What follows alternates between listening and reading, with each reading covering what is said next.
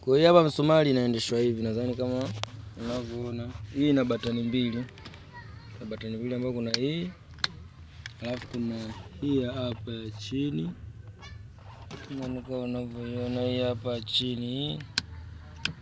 Hii ni high na low ya kawaida kama gari nyingine na low. Ila hii huku ndo sprinter, na maana hii ni gear. Maana mfano kama hapa. Hii hapa ni namba 1. Unatembea, unaipandisha batani juu.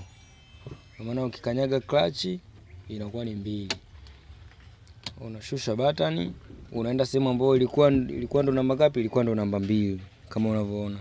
Lakini kwa wakati huo inakuwa imeshabadilika, inakuwa ni namba 3. Maana namba 2 umeiweka kwa batani imekuwa namba 2. Kwenye moja imekuwa namba 2.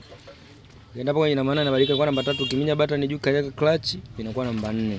Unarudi kwenye hii ambayo itakiwa iwe namba 3 sasa. Unaona? Ambayo namba 3. Ambapo ndio wewe ukiminya ukiweka sasa inabadilika inakuwa ni namba ngapi? Inakuwa ni namba 5. Ukiminya hii batani inakuwa namba 6.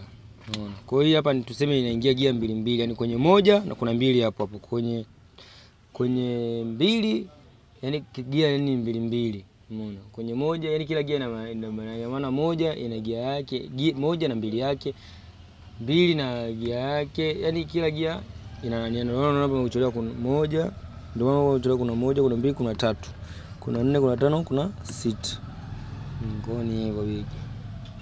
Hiyo tu ni simple.